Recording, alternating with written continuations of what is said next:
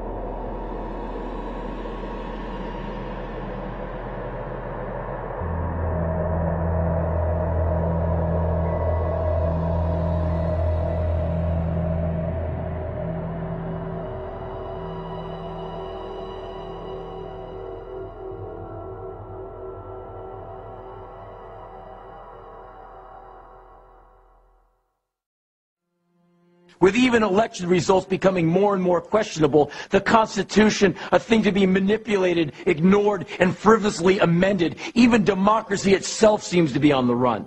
So where's the one place you can go and tell your version of the truth, rail against liars, fakes and propagandists with your own unique propaganda, sign your name to it, and let the whole world know how you feel? That's right, the Internet. Perhaps responsible for the most substantial shifts in culture in the last several decades. There's so much freedom and potential on the World Wide Web that one is barely able to get one's head around it. Who in their right mind would dare to regulate or charge websites to be on the Internet? Who would dare to rain on a parade so fantastic that many of us would not know what to do without our high-speed connection and our lives on the Internet? Actually, some very powerful forces.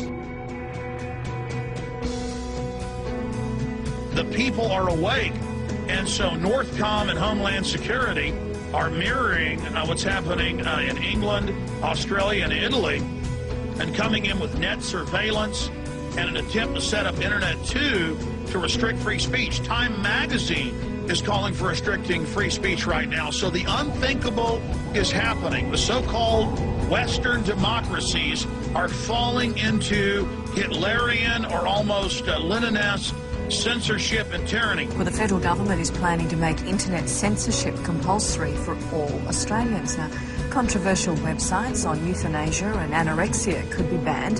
This would put our level of net censorship in the same league as China, Cuba, Iran and North Korea, and users will not be able to opt out of the proposed national internet filter. There's about to be a new pair of eyes watching over what internet users in the US are doing online. The country's new cyber czar is supposed to protect the nation's networks from attack, but it'll also give the White House unprecedented surveillance access over the internet. The Cybersecurity Act of 2009, it was put forward earlier this year. It's a bipartisan bill by Senators Jay Rockefeller, a Democrat of West Virginia, and Republican Olympia Snowe of Maine. It would allow the president, as you mentioned, to declare a cybersecurity emergency and to do what's necessary to respond to that emergency, including taking control of the internet if he feels that's the right move. what the NSA is intending to do is nothing more than a sort of 1984 George Orwell type surveillance. They now want to build a cybersecurity army. The House passed a bill to recruit more cyber warriors and to start a new agency to deal with the growing alarm over the United States' vulnerability online.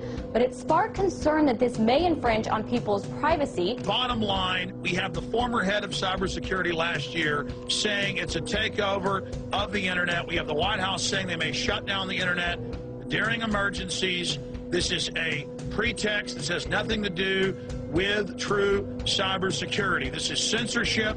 This is control in the White House's own internal documents. So they use the excuse of outside threats as a way to come in and try to shut down the internet that our country created. So cybersecurity, according to the former head of it, who valiantly resigned, is a Orwellian police state takeover of the internet, because the people are communicating with each other and exposing the corruption and saying no to the fraud. This document details how the government is trying to take tighter control over the internet, all in the name of national security. The Cybersecurity Act of 2009 outlines how the government wants to protect their information. But in Section 18, it says the president would be able to order the disconnection of any federal government or United States critical infrastructure information systems or networks in the interests of national security. And it says the digital dictatorship, and an image of a man with barbed wire wrapped around him as he sits in front of his computer. It's fashionable to hold up the internet as the road to democracy and liberty in countries like Iran. But it can also be a very effective tool for quashing freedom. If you can control the internet, if you can control the web, if you can control what somebody sees, prevent them, make it much easier to get them to the website of one political party rather than another one, make it difficult for them to look at sites which are the wrong side of the, from your point of view, as an ISP of the abortion debate. No, then that's a very, very powerful tool. Also, if you can spy on everything I do, if you can spy on the clicks I make as I browse through the web and what comes back, you know a lot more about me than if you had a camera set up permanently in my living room. The internet to me is the political equalizer of the age, because we who use the internet a whole lot, and the young people who like it and others, find out that they can get information that is unbiased, and evidently there's a lot of people in this country, and especially young people, who don't particularly like canned news.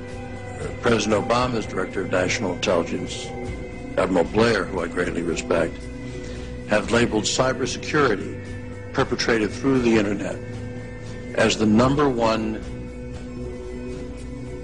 national hazard of attack on the homeland in West Virginia, in America, or anywhere else.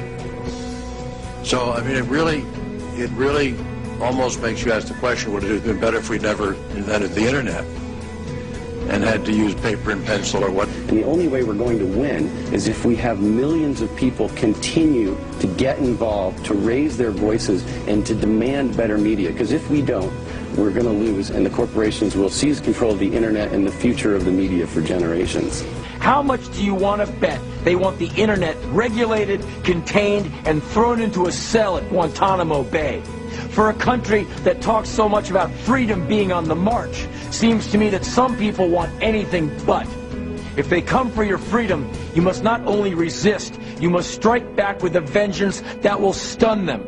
On this front, if your anger and outrage are not at the forefront, then you're already dead.